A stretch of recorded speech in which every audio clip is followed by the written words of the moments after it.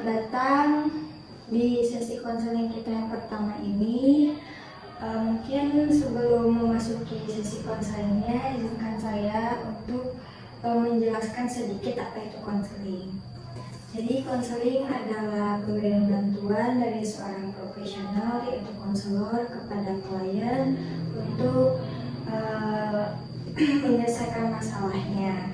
Nah, dalam konseling itu ada 3 sesi, yang dimana tiap sesinya berdurasi 30 sampai 60 menit. Dalam konseling juga ada yang namanya asas kerahasiaan, yang dimana semua yang akan kamu ceritakan tidak akan dibocorkan. Mungkin seperti itu. Apakah ada yang ingin ditanyakan? Cukup. Oke. Sebelumnya, apakah sudah pernah mengikuti sesi konseling? Baru pertama kali. Oke, jadi baru pertama kali ya. Oke. Sebelum memulai sesi konseling, alangkah baiknya kita mendengarkan lebih dulu, berdoa di dalam hati. Mengikuti sesi konseling ini apa? Tujuan saya mengikuti sesi konseling ini untuk bercerita tentang masalah perkuliahan saya yang saya mengalami kesusahan di dalam mengatur waktu melalui tugas saya. Oke, jadi kamu susah mengatur waktu untuk mengerjakan kegiatan-kegiatan yang lainnya, seperti itu. Ya, betul. Dan ketika kamu sudah bisa mengatur waktu, apa yang berbeda dari diri kamu? Ketika saya bisa mengatur waktu, mungkin saya bisa menjadi lebih baik dan mungkin tidak keteterannya yang membuat saya stres. Oke, keteteran. Apa yang membuat kamu stres?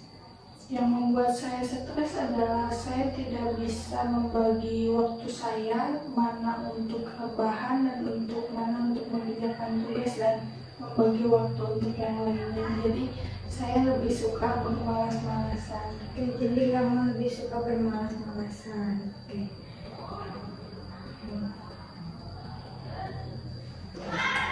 Kalau boleh tahu, apa yang kamu harapkan ke depannya? Harapan saya ke depannya, saya ingin beraktivitas menjadi normal dan bisa mengatur waktu saya, mana untuk mengerjakan tugas dan mana hari-hari untuk bermalas-malasan. Gitu. Oke, jadi ingin produktif itu waktunya. Ya. Sekarang kamu boleh bersandar. Oke, relax, santai. Terus tarik nafas. Oke, buang. Kak, sudah nyaman? Sudah? Oke. Sekarang saya akan memberikan pertanyaan yang mungkin agak aneh menurut kamu ya, dan kamu membutuhkan sedikit waktu untuk menjawabnya. Mungkin boleh ditutup matanya. Sekarang coba kamu bayangkan ketika malam ini kamu tertidur, datang sebuah keajaiban yang dimana harapan-harapan kamu terwujud. Kira-kira apa yang kamu rasakan berbeda di pagi hari? Saya akan merasakan kebahagiaan di pagi hari saya dan bangun tidur dengan semangat. Oke, merasa bahagia dan semangat.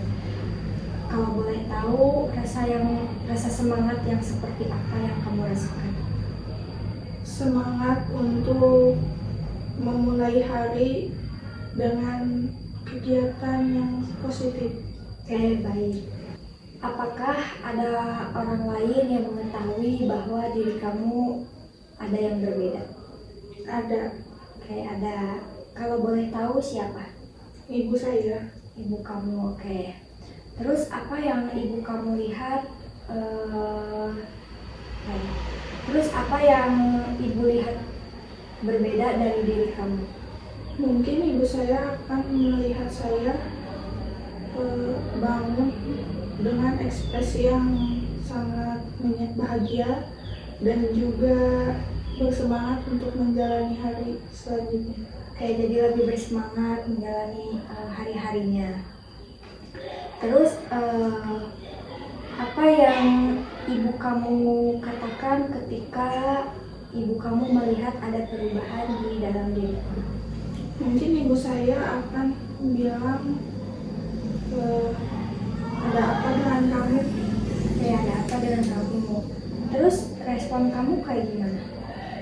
Respon saya akan menjawab, saya ingin menjadi lebih baik dari kemarin dan ingin mengatur waktu saya untuk lebih positif lagi. Oke, sekarang katakan saja apa yang sudah tadi kamu jelaskan sudah terwujud. Nah, kira-kira apa yang akan berbeda dari diri kamu? Yang saya akan lakukan, mungkin saya bisa mengatur waktu saya dan bisa melakukan aktivitas lebih produktif daripada bermalas-malasan. Oke, jadi akan lebih produktif ya.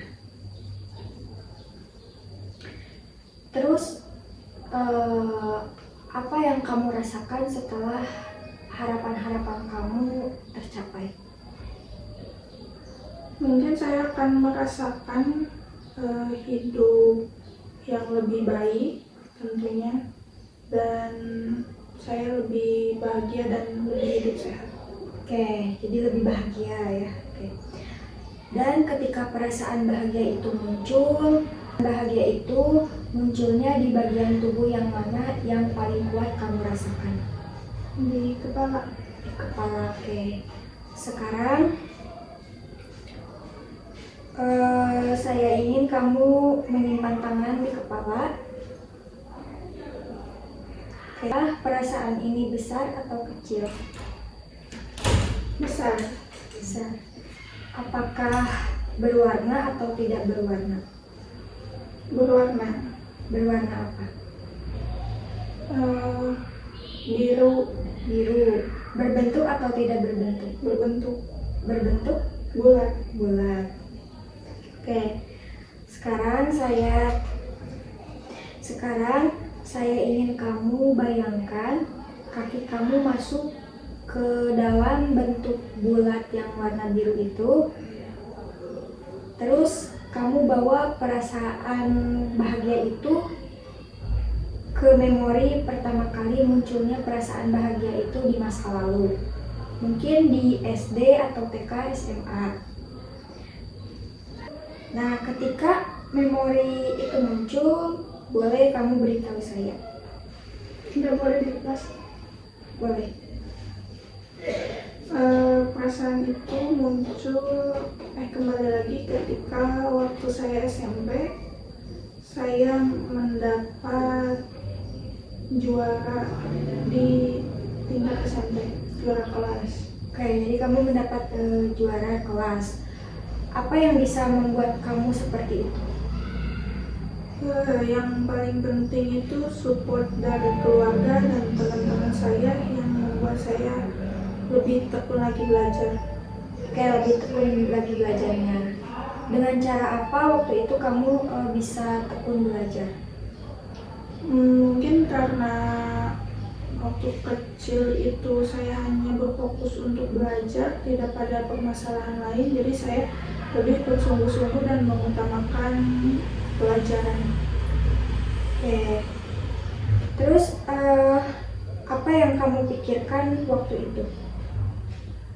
Yang waktu saya pikirkan waktu itu adalah bagaimana caranya saya bisa mendapat juara kelas. Oke. Dengan cara seperti apa kamu akan mendapatkan juara kelas itu? Seperti belajar tiap hari, terus mengatur waktu, mana bermain, dan mana waktu untuk belajar. Bagaimana kamu bisa mengatur waktu? Saya mengatur waktunya itu melalui penjadwalan di buku catatan saya. Jadi saya mempunyai waktu untuk sekolah dan belajar, lalu bermain dan membantu orang tua. Oke, jadi semua kegiatan-kegiatan kamu dicatat di buku jadwal kamu. Oke. Saya ingin kamu turun kembali, mungkin di SD atau TK, ke pengalaman ketika pengalaman positif itu muncul. Apakah ada? Mungkin tidak ada. Oke, tidak ada, itu sudah cukup ya. Nah, kalau diskalakan dari 0 sampai 10, di mana skala 0 itu kamu merasa sangat tidak bisa menghadapi situasi ini, dan 10 kamu sangat merasa percaya diri bisa menghadapi situasi ini. Nah, kira-kira kamu berada di skala berapa? Mungkin saya akan memilih di skala 6. Oke, di skala 6. Apa yang membuat kamu berada di skala 6? Karena mengatur waktu yang orangnya seperti saya yang berada di zona nyaman itu sangat susah, tapi mengatur waktu itu sedikit gampang. Oke, jadi itu yang membuat kamu berada di angka 6. Misalkan apa yang kamu harapkan sudah terjadi, kira-kira kamu berada di skala berapa? 10. 10. Oke. Apa yang akan kamu lakukan supaya kamu bisa naik ke skala 10? Dari angka 6 ke 10 itu mungkin saya, jika ingin berubah, saya akan bersungguh-sungguh dalam perubahan tersebut dan saya tidak akan menoleh kembali untuk jadi bermalas-malasan. Oke, jadi akan bersungguh-sungguh ya. Dengan bersungguh-sungguh. Dengan cara apa kamu akan bersungguh-sungguh? Saya akan mengatur waktu saya yang diawali pagi dengan beraktivitas seperti bangun tidur, lalu belajar seperti itu, dan tidak menggunakan handphone. Oke, jadi kamu akan bangun dengan mengawali kegiatan yang positif. Terus hal-hal positif apa yang akan kamu lakukan? Hal positif yang saya akan lakukan adalah sholat tepat waktu, belajar, dan membantu orang tua saya. Oke, bagaimana kamu bisa mengatur waktu kamu? Saya mengatur waktu akan membuat jadwal tiap hari saya. Kalau sekiranya itu tidak dilakukan sebagai aktivitas positif, saya tidak akan menjadwalkannya. Oke, jadi kamu akan menjadwalkan aktivitas kamu. Oke.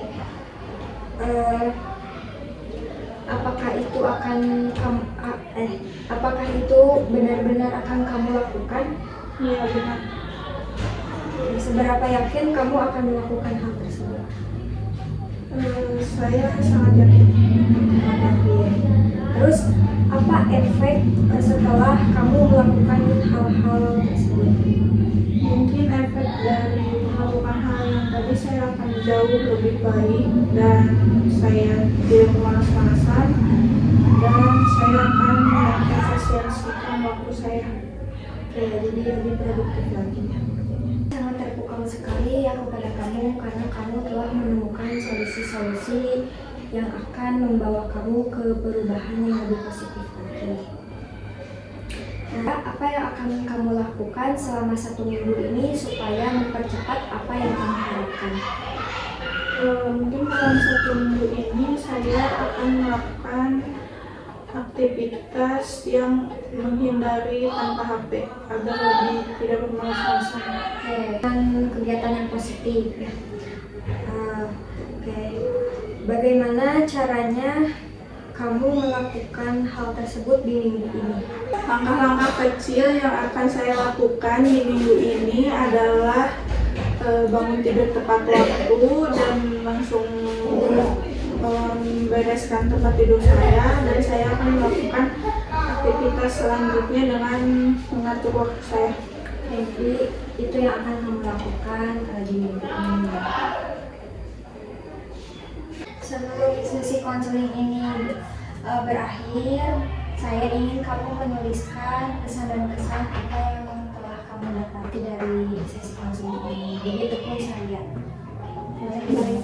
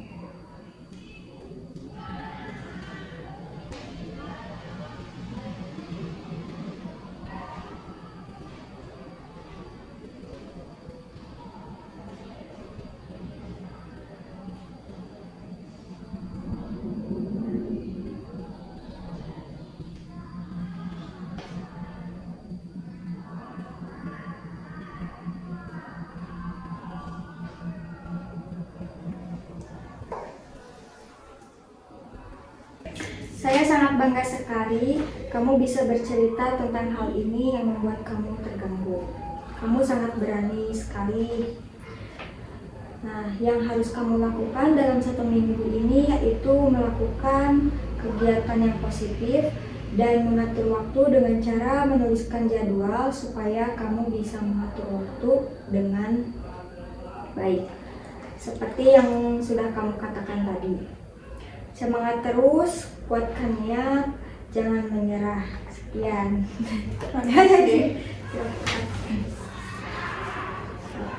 Mungkin sesi konseling kita yang pertama sudah selesai.